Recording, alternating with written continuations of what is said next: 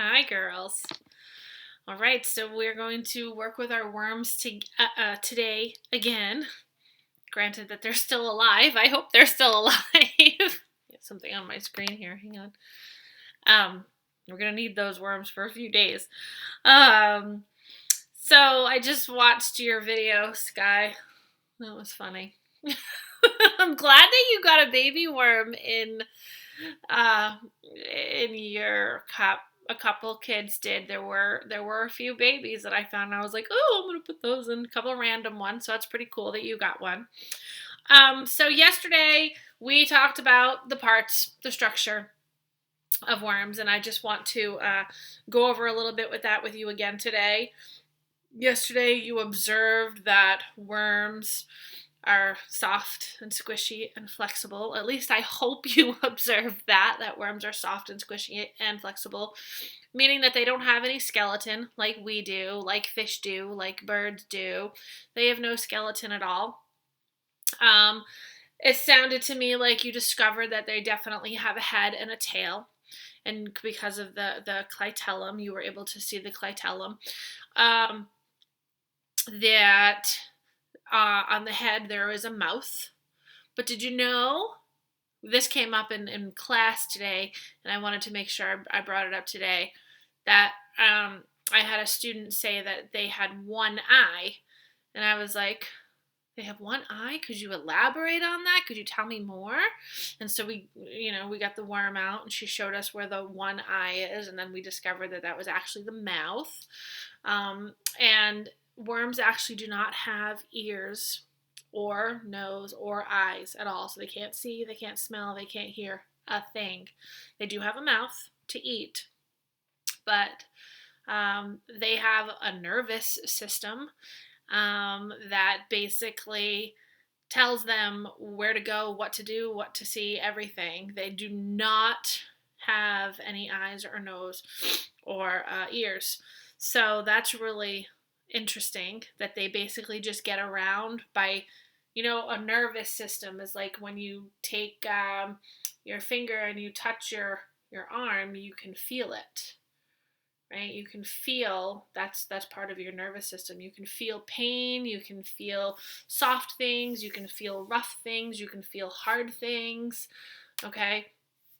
That's what your nervous system is all about. And a worm's body is just a big giant nerve. Well, not giant because they're little, but to the worm, their body is just a nervous system. It's all feeling and senses that get them through the earth. I was talking to the kids today, and they made a really good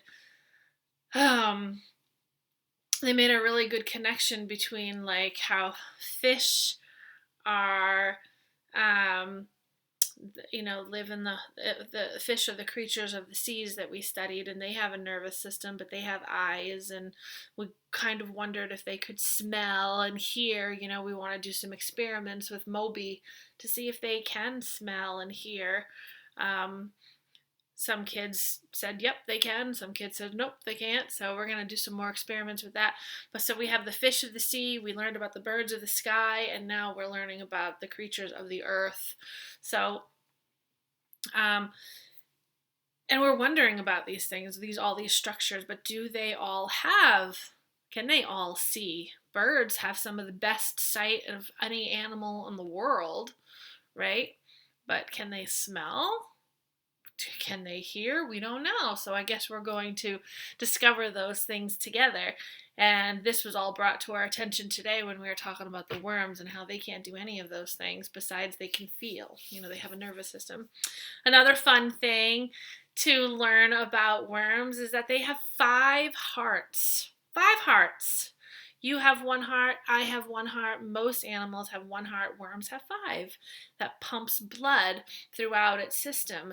And it must be a pretty important nervous system when you can't see, when you can't hear, when you can't smell. So you're really, really, really depending on your body to help you survive. So that's why a worm has 5 hearts to pump blood constantly throughout its body. So it lives, because that's the only thing the worm's got besides a mouth, right? So doesn't have skeleton or anything. So the worm's structure is really, really cool. And I hope you were able to observe all I know you were talking about the rings and the segments.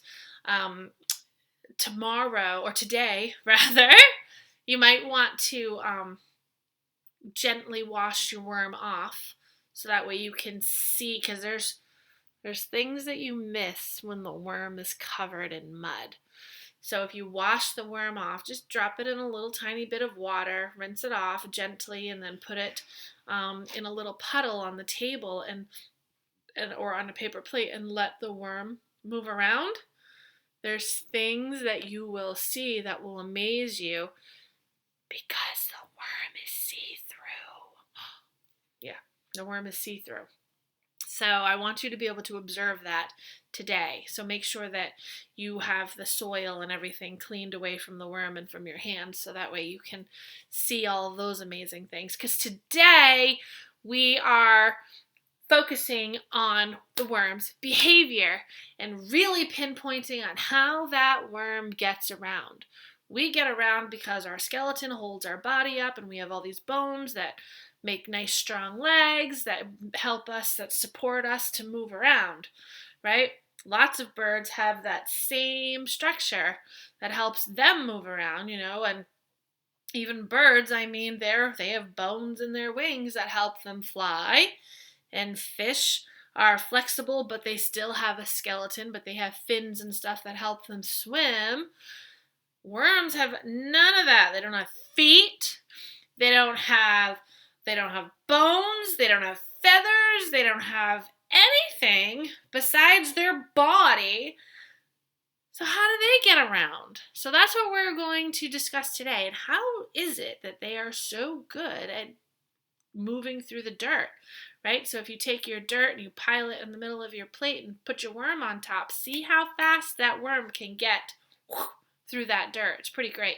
So a little maintenance today. If your soil is starting to get a little dry, just put like 4 or 5 drops of water in, okay? And you're going to need, I'm going to use a plate because I'm in my bedroom and I'm not going to put my worm down on my little lap desk here.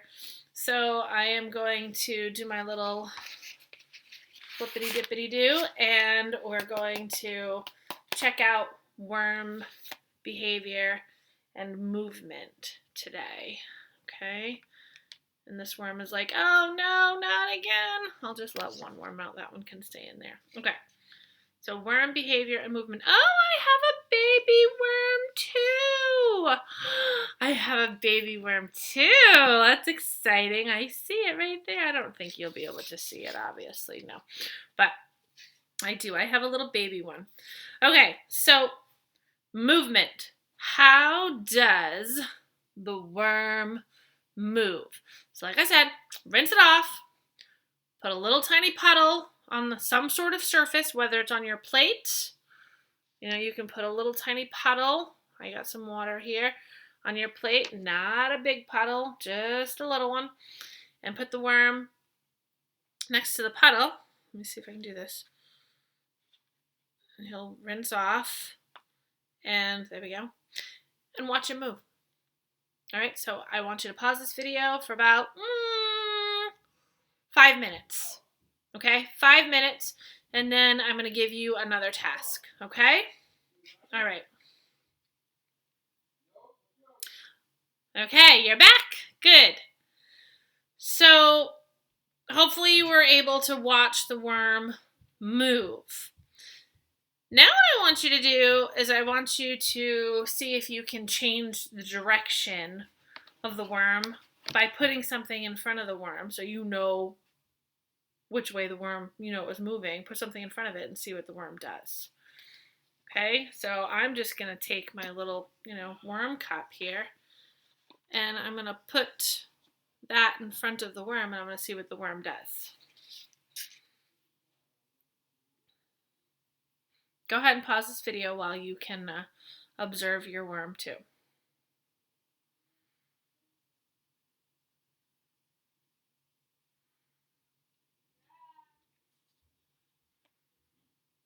Huh. Interesting. So, I don't know what your worm did. I can't wait for you to tell me about it on Seesaw. But my worm at first kind of just stopped, kind of touched it with its head or whatever, and backed away from it. Just kind of turned around and whoop, backed away. But then after a minute, it went back to the little cup, and then it started to kind of squirm up the cup a bit. Huh, interesting. And then it came back down. And my other little worm on the inside of the cup has got his body stretched around like the whole bottom. He's like, yeah, I'm not interested. So as you're observing your worm and watching your worm and watching its behaviors, and you can put your worm on your hand too and kind of do the same thing. Put it on your hand and then put something in your hand to see if it will go around it, over it, under it. What will it do? Will it stay away from it, right? I want you to be thinking about these questions. All right, I gotta go back to my right page so I know to ask you the right questions. Okay, so for one, explain to me on Seesaw how the worm moves. How does it move? What does its body do to get from one place to another place? Okay? Do they always move forward? Can you get them to move backwards or sideways? Or do they do it on their own? Does the worm's shape change when it moves? Describe that for me, if it does. What questions do you have about red worms? Now, we've looked at these red worms twice. Okay, now, we've observed them. We've watched them. Do you have any questions that you're wondering about what you're seeing with red worms? Let me know what they are, and hopefully we can answer them. Okay? So now that you've blocked the worm's path with, an object, and you've seen what it can do and all of that, I want you to start thinking about, what do you think? I want you to generate me a list. Okay? What do you think red worms need to live? Okay? What do you think red worms need to live? All right, now this activity is not done, but it's actually a very, very, very long activity, and I want to break it up into two parts. So what we've done right now is what we're going to do for today. So your writing for your science notebook today is, what do red worms need to live? Based on what you've observed, how you've seen them behave, you should have, and thinking about the other animals that we have investigated in the past, several weeks. What do red worms need to live? Okay? I think you're going to be surprised. I have a fun fact. Yay! Say fun fact. We love fun facts about red worms that are definitely going to surprise you. All right, so I bet you're going to be fooled. All right, so that's your job. What do red worms need to live? And on Seesaw, describe to me how red worms move. Okay? And answer those questions. Not too much, right? All right. Have fun. Be careful with your worms. We need them to last a few more days. All right. Bye.